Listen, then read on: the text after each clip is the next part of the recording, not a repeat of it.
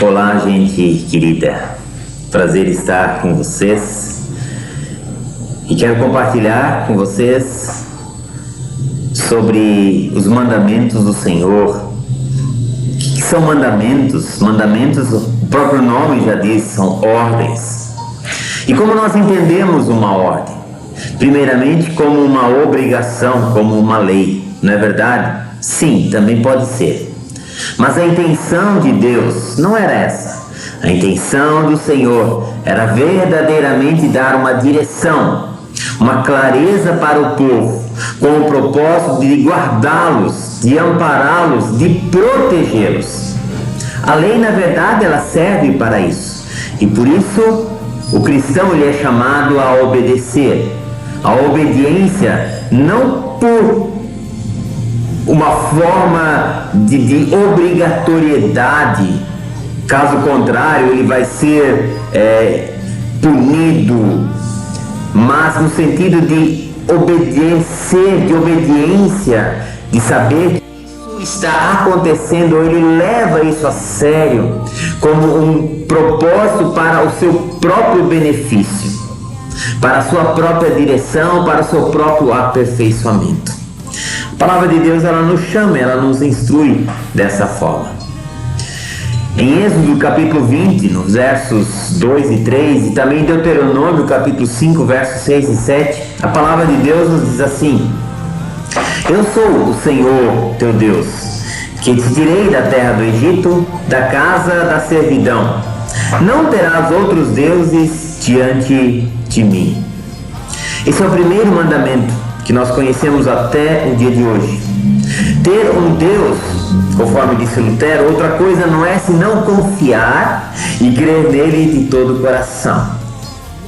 Se é verdadeira a fé e a confiança, verdadeiro também é o teu Deus. E onde a confiança é falsa, aí não está o verdadeiro Deus. Ou seja, se nós cremos e confiamos, então podemos dizer que essa é a fé verdadeira que somos chamados a buscar e como cristãos viver. E se não confiamos nesse Deus, lamentavelmente precisamos entender que não podemos sequer ser chamados de cristãos. Jesus ainda diz lá em Mateus capítulo 6, verso 21, onde está o teu tesouro, ali estará também o teu coração. E em cima disso Lutero disse que disso nós fazemos também o próprio Deus. Ou seja, onde eu deposito a minha confiança, onde eu coloco o meu coração, onde ali me entrego, isso passa a ser o meu Deus. Idolatria pode ser também a vanglória de sua inteligência, poder, apreço, parentela e honra. Quando ali se coloca a confiança, quando eu confio numa pessoa, em algo, em um objeto e coloco ali a minha confiança, eu faço disso então um Deus. Santos e deuses e também uma infinidade de amuletos e penduricários que sinceramente muitas e muitas vezes até mesmo nós carregamos junto, e pessoas usam isso como uma confiança, como um depósito de tudo aquilo que precisam fazer, crer e confiar para então terem a sua vida resolvida. Para Lutero e também para nós, ter um Deus significa ter algo em quem o coração pode confiar inteiramente. Ter um Deus significa ter algo que o coração pode confiar inteiramente. Eu não sei se você confia assim nesse Deus, se a sua vida é assim colocada na presença desse Deus. As maiores idolatrias, ainda conforme nos escreve Lutero, diz respeito também à nossa consciência. Quando essa procura ajuda, consola e salvação em tantos tempos que corremos atrás, que buscamos isso, ou que vamos atrás das próprias obras que fazemos e achamos que isso então é algo que de fato merece confiança, ou por causa disso acabamos sendo então santificados por Deus, fazemos disso também uma idolatria. Fazemos disso uma adoração e colocamos o primeiro mandamento de lado. Muitas vezes, eu fiz isso, eu fiz aquilo, fiz doações, fui certinho com o meu propósito na igreja, jejuei, eu orei, eu fui ao culto, eu li a palavra de Deus. Isso também, se for feito apenas como essa é a confiança, então eu também posso fazer disso o próprio Deus, o próprio batismo, a própria celebração da ceia do Senhor. Quando a minha fé está nisso, eu tiro a fé de quem? Eu tiro a fé do Senhor e então coloco isso nos atos ou nos ritos que eu fiz. E ali, queridos, nós deixamos o primeiro mandamento de lado. É então que a palavra de Deus nos diz lá em Deuteronômio, capítulo 18, nos versos 10 até o verso 13: a ira de Deus vem aos que confiam em qualquer coisa fora dele. E por causa disso, as maldições acompanham até a terceira e quarta geração, para verem que a vida com Deus não é só uma brincadeira. Mas por outro lado, e olha que belíssima palavra, se a vida é entregue aos cuidados do Senhor, e uma entrega total e absoluta, a bênção para muitas gerações futuras, para 1000 gerações futuras, vai nos dizer em Êxodo. Para entendermos um pouquinho melhor sobre isso, é a mesma coisa que, por exemplo, pegarmos R$1.000, 10 notas de R$100, e ao lado dessas 10 notas de R$100 colocarmos 2 notas de R$2. Qual a diferença? Essa é a diferença para quem confia em Deus, para quem não confia. E aquele que confia em Deus, ele terá de débito ou descrédito R$4. Claro, de 1.000 tirando 4, sobram 996, mas ainda sobra muito. Eis a importância daquilo que Deus está dizendo ao povo através de Moisés. Aquele que confiar, aquele que seguir, aquele que me deu em primeiro lugar, esse sim vai experimentar a bênção. Não apenas na sua vida, não apenas na sua família, mas de geração em geração em geração. E a bênção virá sobre a sua família, a bênção virá sobre os seus filhos, a bênção virá sobre os filhos dos seus filhos e dos filhos dos teus filhos. Olha só que alegria, assim por diante.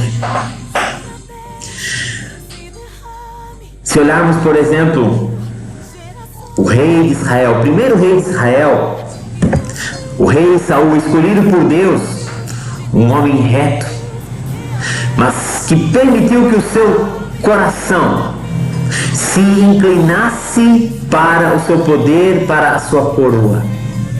Ele pereceu quando tinha tudo para vencer. Por quê? Porque deixou de confiar completamente em Deus, deixou Deus de lado. Isso acontece quando nós colocamos Deus de lado, deixamos Deus em segundo plano.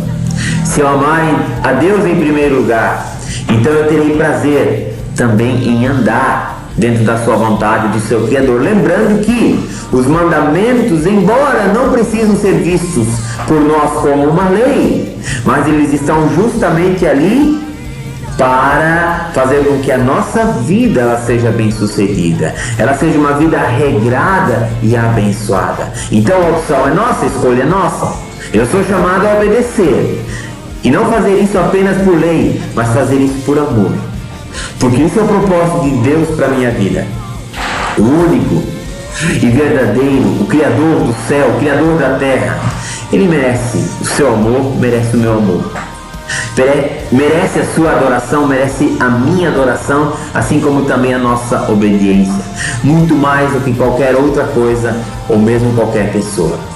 Dinheiro, escola, diversão, feras do esporte, cantores, estrelas de cinema, estrelas de TV, amigos. Nada disso pode ser mais importante do que Deus na minha vida.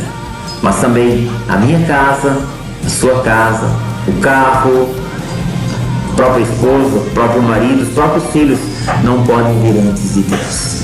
Quando nós colocamos Deus em primeiro lugar, o próprio Jesus nos diz isso em Mateus 6,33, então as demais coisas Ele vai acrescentar. E vai acrescentar para quê? Para o nosso bem. Por isso a palavra diz: não farás para ti imagem de escultura. Uma imagem de escultura é um ídolo feito de madeira, pedra ou metal. Pode ser uma grande estátua ou talvez um pequeno talismã. Pode se parecer com algo até criado por Deus, um animal, um pássaro, um peixe ou até uma forma humana. Mas Deus não pode e não aceita ser reduzido a um ídolo. Eu gostaria que você entendesse isso. Deus não aceita ser reduzido a um ídolo. Essa é a forma com que Ele nos chamou para segui-lo. Lembrando agora, ninguém é obrigado a segui-lo. Nós temos essa liberdade, Ele nos deu essa liberdade. Mas a partir do momento que eu quero andar com Ele, então eu também sei que preciso me portar na sua presença, fazendo aquilo que Ele me chamou para fazer. E então, em primeiro ponto, em primeiro momento, em primeiro plano, ter a Ele como prioridade na minha vida. Ter Ele como alguém que está acima de todas as coisas. E ali sim, eu posso compreender e entender aquilo que Davi diz lá no Salmo 37, verso 5. Entrega teu caminho ao Senhor, confia nele, e o mais Ele vai fazer. Então, queridos, qual é a vontade de Deus para mim? Primeiramente, que você conheça a palavra dele. Lá em Romanos 1:17 está escrito que pela oração, pela palavra, pelos acontecimentos, nós somos chamados a buscar a esse Deus, a conhecer, a compreender esse Deus, a viver esse Deus.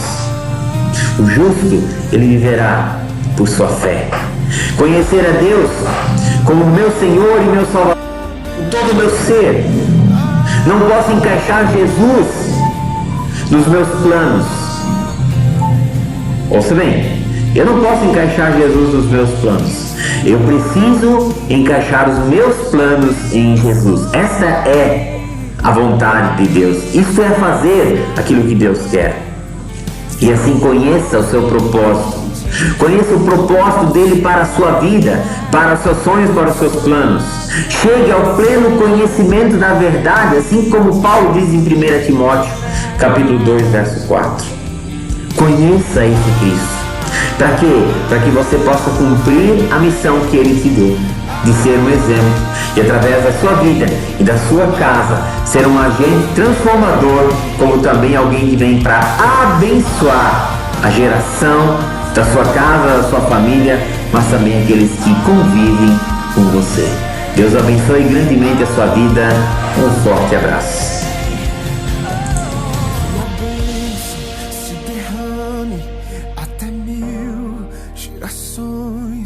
Tua família e teus filhos e os filhos dos teus filhos.